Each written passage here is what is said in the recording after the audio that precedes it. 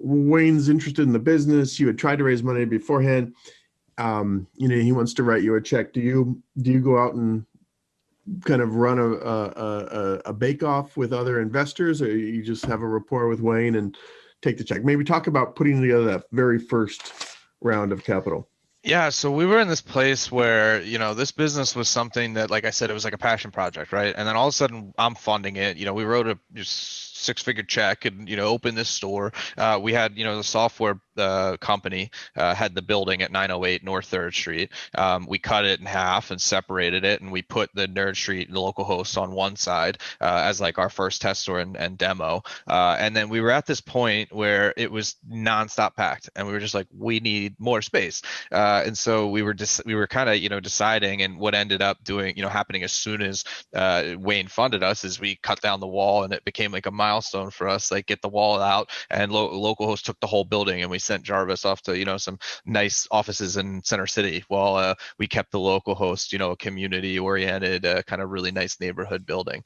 And so right about this time I'm debating just continuing to bootstrap this. We had grown the largest event in North America with ourselves and nobody else, and I didn't really have the greatest. I'm actually somebody who grew up admiring venture capitalists. Like, I was a 10-year-old reading books about John Doerr. Like, I had that kind of mentality. I worship people like Michael Dell and Bill Gates, and so I really had this appreciation for it. But at the time I was really soured on it. I was like, I don't want venture capital. I don't want somebody telling me what to do. Like, I have this vision, I want to do this, I don't need somebody else's. And so I think when Wayne came to us, and he probably made it, he put the flowers on it. But I think what happened in the beginning of that conversation was I was like, no, I don't like that. And that was the first thing I said. I was like, that's not right. So if you're gonna do that, this is like, no, and you have to get on board with what we're doing. And then at that point was where everything started to change, because two things happened. One, they said yes, and they were like, yeah, we do like your idea better, and that was like really validating for me.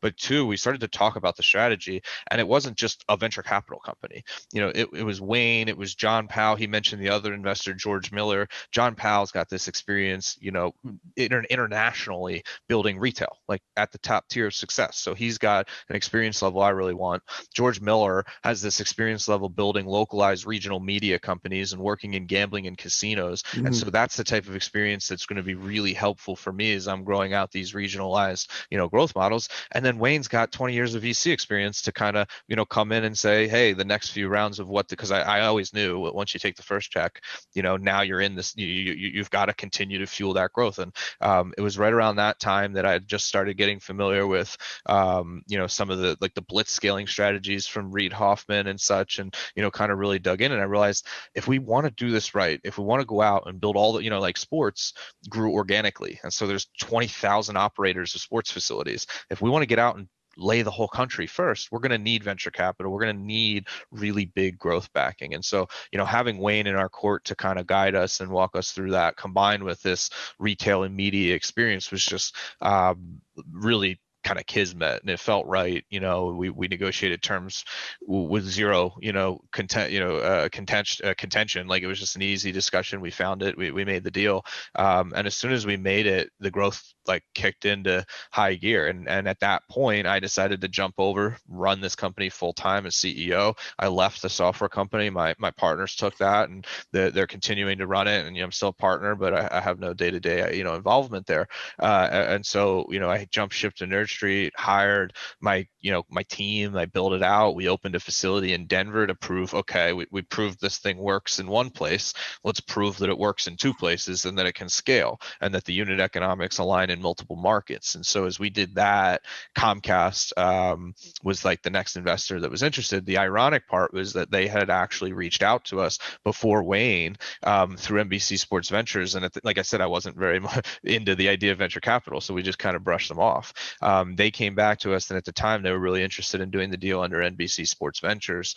NBC Sports Ventures had just began to put us in, like, where do we do diligence? Is this Comcast Ventures? Is this NBC? So they start talking internally.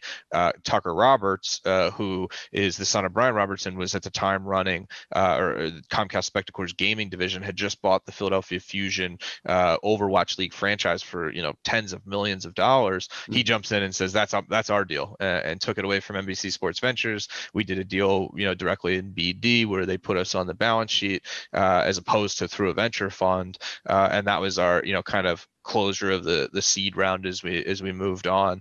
And at that point, we had proven market fit, we had proven the unit economics, and we'd proven that they scale. And it was really just about a strategy to blitz scale to cover the country.